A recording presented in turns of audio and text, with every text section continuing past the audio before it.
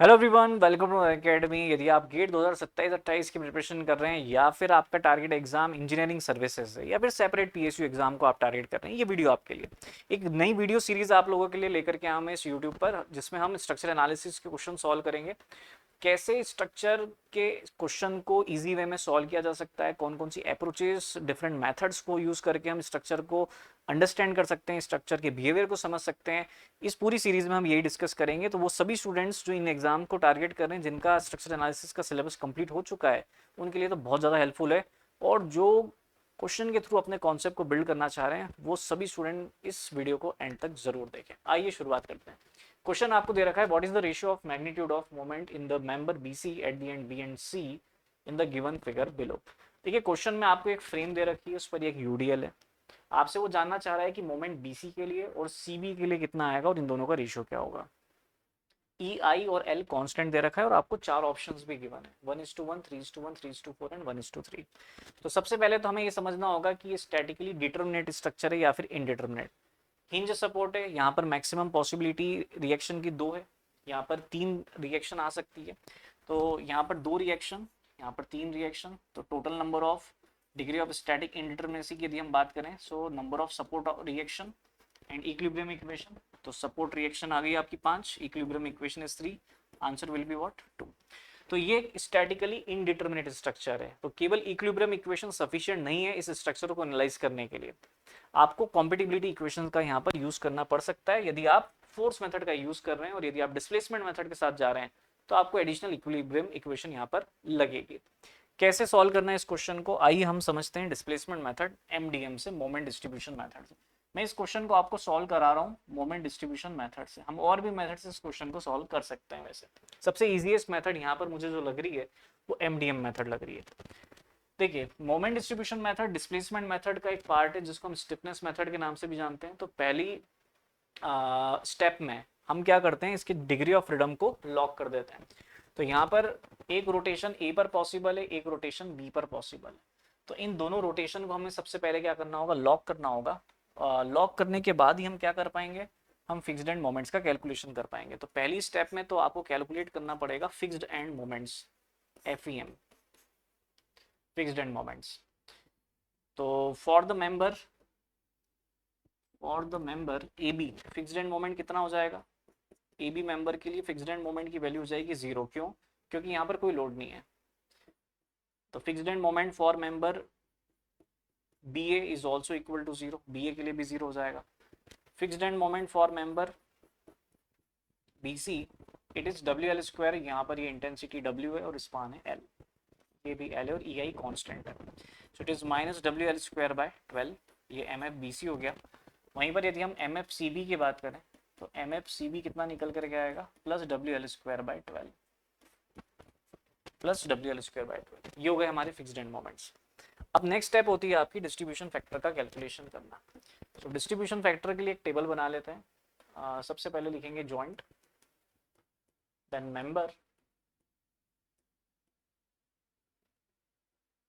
Member, then relative stiffness, total relative stiffness and distribution factor. Distribution factor joint consider करते हैं B,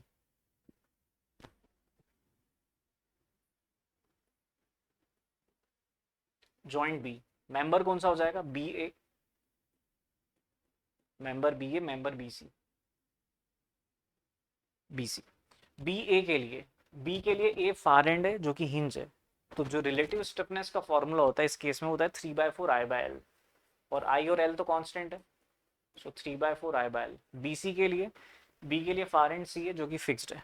सो हम यहाँ पर बोल सकते हैं it is I by L, it is I by L. यहाँ से जब हम सॉल्व करेंगे तो टोटल रिलेटिव स्टिफनेस दोनों को ऐड कर देंगे, कितना आ जाएगा, so 3/4 plus 1, 3/4 plus 1, so that is 4, 7, 7/4। तो 7/4 I by L, I by L. ये आ गया total relative stiffness. Distribution factor क्या होता है, डिस्ट्रीब्यूशन फैक्टर होता है आपका, distribution factor is the ratio of the relative stiffness, relative stiffness to total relative stiffness, relative stiffness to total relative stiffness, correct. तो यहाँ से यदि आप सॉल्व करते हैं तो डिस्ट्रीब्यूशन फैक्टर आ जाएगा आपका 4 से 4 कैंसिल, L से L कैंसिल, I से I कैंसिल, दैट इज 3/7। सो 3/7 और BC के लिए आ जाएगा 4/7।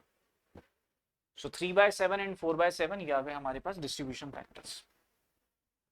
ठीक है, इनका यूज कर लेते हैं। नेक्स्ट स्टेप क्या होगी? नेक्स्ट स्टेप में अनबैलेंसिंग मोमेंट को बैलेंस करते हैं। पहले तो ये समझते हैं कि यहाँ पर हमें मोमेंट डिस्ट्रीब्यूशन मेथड की जरूरत क्यों पड़ रही है। इस बात को समझने के लिए एक छोटा सा डायग्राम और बनाएंगे। देखिए ये था A, this one is B, this one is C। अब यदि हम फिक्स्ड एंड मोमेंट की बात करें तो AB और BA के लिए 0 है, तो यहाँ पर कोई भी मोमेंट नहीं है, दैट इज 0। यहाँ पर कोई भी मोमेंट नहीं है, दैट इज 0। और एक बात और, नेगेटिव साइन इंडिकेट कर रहा है एंटी क्लॉकवाइज को, पॉजिटिव साइन इंडिकेट करेगा पॉजिटिव क्लॉकवाइज को, नेगेटिव एंटी क्लॉकवाइज को। तो यहाँ पर एंटी क्लॉकवाइज है, देखिए -WL²/12 BC के लिए। सो BC के लिए -WL²/12 और CB के लिए +WL²/12। देखिए प्लस है तो इसलिए मैंने यहाँ पर क्लॉकवाइज बनाया है। ठीक है बात, ओके। सो यहाँ पर तो ऑलरेडी 0 है, तो क्लॉकवाइज बनाओ एंटी क्लॉकवाइज बनाओ, कोई फर्क पड़ेगा नहीं।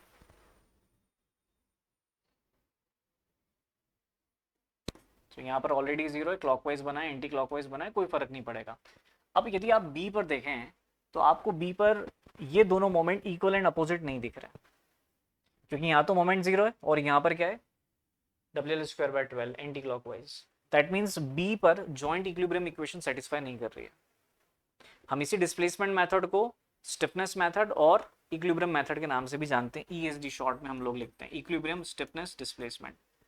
क्योंकि पहली स्टेप में स्ट्रक्चर को स्टिफ कर दिया, डिग्री ऑफ फ्रीडम को लॉक कर दिया, तो इसलिए आपने क्या करा, सबसे पहली स्टेप में फिक्स्ड एंड मोमेंट्स का कैलकुलेशन किया। अब ई क्या है, जॉइंट इक्विलिब्रियम इक्वेशन। तो जॉइंट इक्विलिब्रियम इक्वेशन सेटिस्फाई करना चाहिए, जो कि यहाँ पर नहीं कर रही है। तो हमें ये इस बात को इंडिकेट कर रही है कि भैया यहाँ पर अनबैलेंस मोमेंट है और अनबैलेंस मोमेंट को हमें बैलेंस करने की जरूरत है। कैसे करना होगा अनबैलेंस मोमेंट को बैलेंस? तो उसके लिए MDM मेथड का हम यूज करते हैं। तो बनाते हैं एक टेबल बना लेते हैं।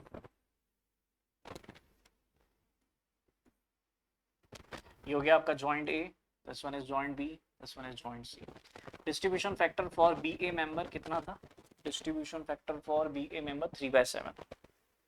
सो यहाँ लिखा हमने 3/7, दिस वन इज 4/7। यहाँ आपको फिक्स्ड एंड मोमेंट्स लिखना है। फिक्स्ड एंड मोमेंट कितना है? AB के लिए 0, BA के लिए इज ऑल्सो 0, BC के लिए -WL²/12 और CB के लिए +WL²/12।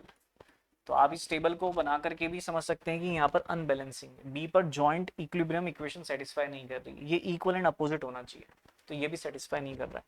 ठीक है, इसकी बैलेंसिंग कर देते हैं।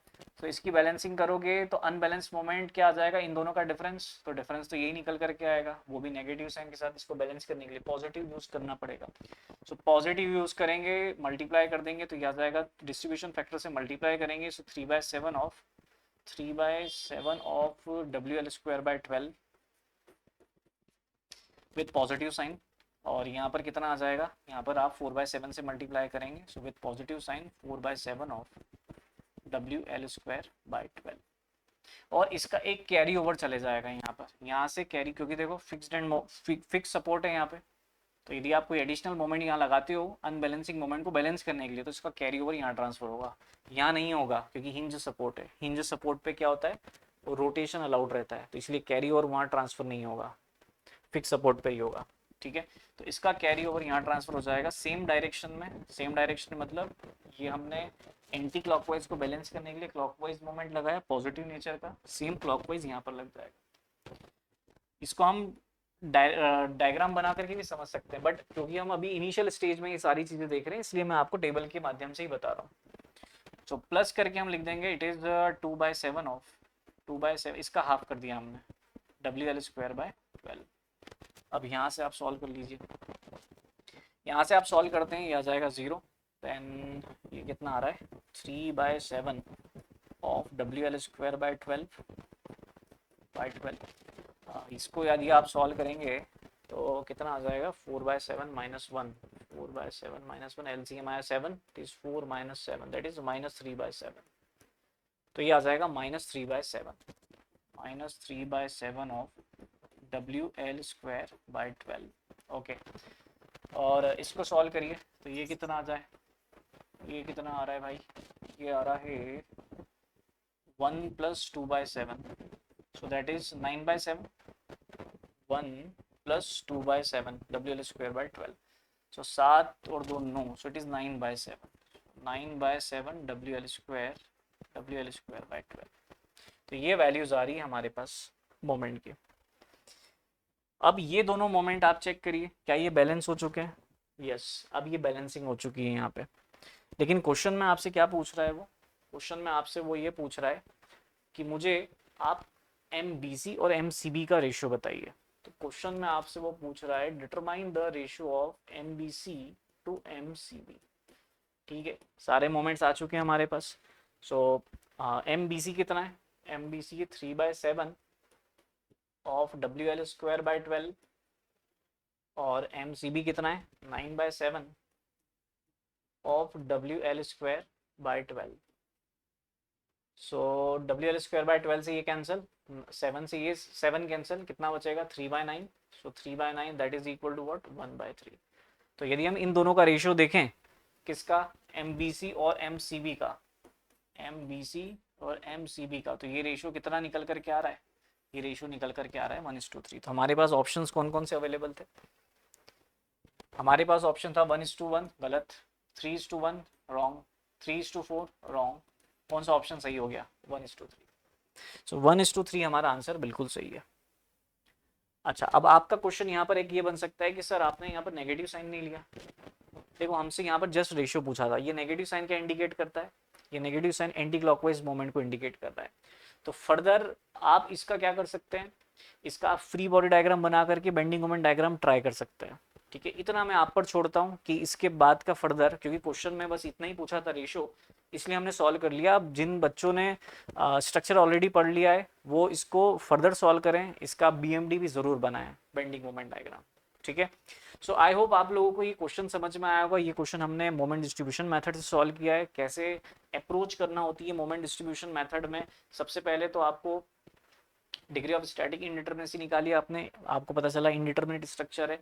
इसके बाद आपको काइनेमेटिक इनडिटरमिनेसी निकालनी है, आप वो भी निकाल सकते हैं।